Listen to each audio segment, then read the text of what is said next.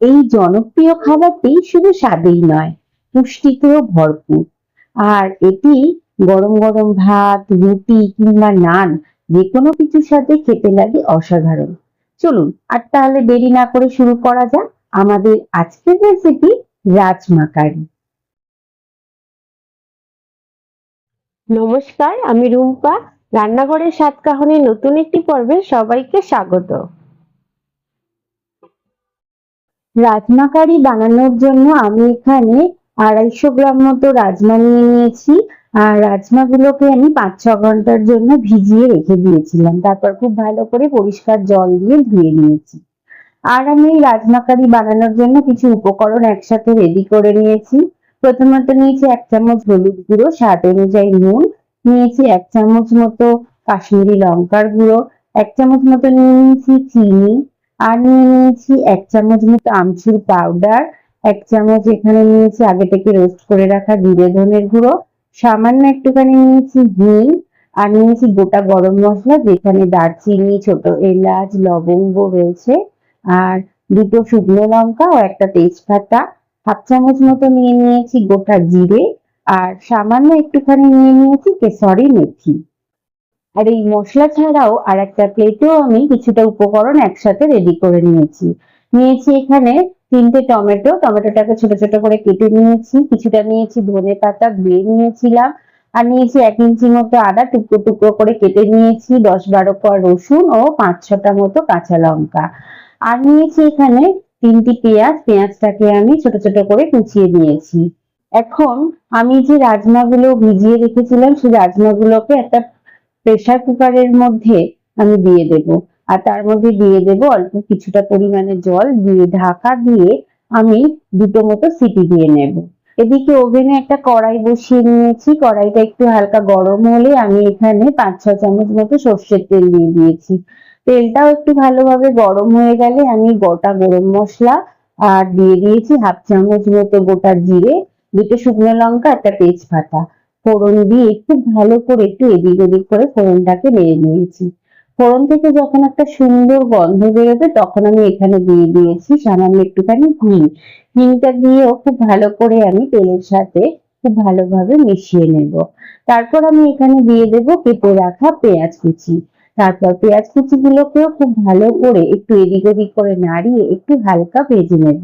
যখন পেঁয়াজের রং একটু হালকা সোনালী রং ধারণ করবে তখন আমি এখানে দিয়ে দেব আগে থেকে বেটে রাখা লঙ্কা, আদা, রসুন বাটা। আমি লঙ্কা, আদা, রসুনটাকে মিক্সিতে বেটে নিয়েছিলাম, সেই আদা রসুন বাটাটাকে দিয়ে দিয়েছি। তারপর খুব ভালো করে আমি পেঁয়াজের সাথে এটা কষিয়ে নেব। তারপর আমি এখানে দিয়ে দেব টমেটো পেস্ট, টমেটো পেস্টটাকেও খুব ভালো করে আমি পেঁয়াজের সাথে মিশিয়ে নেব। আর সমস্ত মশলাগুলোকে খুব ভালো করে যত কষিয়ে নেওয়া যাবে রান্নাটা ততই ভালো হবে। এখন আমি এখানে দিয়ে দিলাম স্বাদ অনুযায়ী নুন, নুনটা দিয়েও খুব ভালো করে আমি মশলাটাকে একটু এদিক ওদিক করে কষিয়ে নিতে থাকবো।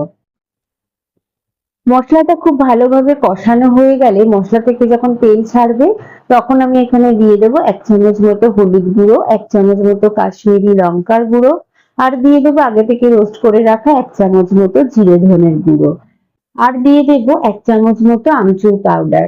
তারপর খুব ভালো করে সমস্ত মশলাগুলোকে কষিয়ে নিতে হবে। একটু ধৈর্য, একটু ভালোবাসা, একটু সময়, এই তিনের মিশ্রণে এই রান্না হয়ে উঠবে অসাধারণ স্বাদের। আর দেখুন মশলাটা কিন্তু খুব ভালোভাবে কষানো হয়ে গেছে। আর এদিকে দেখুন আমার রাজমাটাও কিন্তু খুব ভালোভাবে সিদ্ধ হয়ে গেছে। আর দেখুন আমি কিন্তু এই জল সিদ্ধ রাজমাটাই কিন্তু আমি ব্যবহার করবো। আর দেখুন খুব ভালোভাবে কিন্তু সিদ্ধ হয়ে গেছে রাজমাগুলো। এখন আমি এই সমস্ত রাজমা এবং রাজমার মধ্যে যে জলটা রয়েছে এই সমস্তটা আমি কড়ার মধ্যে দিয়ে খুব ভালো করে মশলাগুলোর সাথে মিশিয়ে নেব। আর এটি কিন্তু খুবই উপকারী ভিটামিন এবং খুব সুস্বাদু একটা খাবার। তারপর খুব ভালো করে আমি মশলাগুলোর সাথে রাজমাটাকে মিশিয়ে নিয়েছি। এখন আমি এখানে দিয়ে দিলাম 1 চামচ মতো চিনি, আর তরকারিটা যখন ফুটতে শুরু করবে তখনই কিন্তু চিনিটা ব্যবহার করবেন। আর আমি এখানে দিয়ে দিলাম সামান্য একটু কেশরি মেথি। কেশরি মেথিটাকে আমি হাতের মধ্যে নিয়ে একটু ক্র্যাশ করে আমি কেশরি মেথির পাতাগুলোকে খুব ভালো করে তরকারির মধ্যে দিয়ে দেব। তারপর খুব ভালো করে খুন্তির সাহায্যে আমি মিশিয়ে নেব। এবং আমি এখন এখানে দিয়ে দিলাম কিছুটা পরিমাণে ধনেপাতা কুচি। আমি ধনেপাতাটাকে ছোট ছোট করে কেটে রেখেছিলাম, সেই ধনেপাতা কুচিটা দিয়ে খুব ভালো করে আবারও আমি তরকারির সাথে মিশিয়ে নেব। আর আমি একটুখানি দিয়ে দিলাম বাটার, কিছুটা বাটারের একটা কিউব আমি এখানে দিয়ে দিলাম। এটি আস্তে আস্তে কিন্তু তরকারির সাথে সুন্দরভাবে মিশে যাবে এবং তরকারির স্বাদটা কিন্তু হবে আরো অসাধারণ। দেখুন আমাদের কিন্তু একদম রেডি হয়ে গেছে রাজমা কারি। আর এটি দেখতেও যেমন সুন্দর, খেতেও কিন্তু অসাধারণ স্বাদের।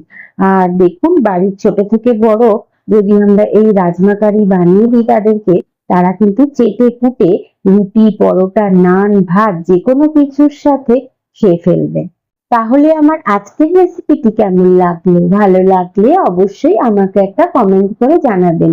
সেই সঙ্গে লাইক, শেয়ার এবং আমার চ্যানেলে নতুন বন্ধু হয়ে থাকলে সাবস্ক্রাইব করার অনুরোধ রইল। এবং পাশে থাকা বেল আইকনটি প্রেস করে অল নোটিফিকেশনটি অন করে দেবেন। তাহলে আমি যখনই কোনো নতুন ভিডিও আপলোড করব তার প্রথম নোটিফিকেশনটি আপনার কাছে পৌঁছে যাবে। সবাই খুব ভালো থাকবেন, সুস্থ থাকবেন এবং কাছের মানুষকেও ভালো রাখার চেষ্টা করবেন। আবার খুব তাড়াতাড়ি ফিরে আসছি নতুন কোনো রেসিপি নিয়ে। ততক্ষণের জন্য সঙ্গে থাকুন এবং সঙ্গে রাখুন রান্নাঘরের স্বাদ কাহন।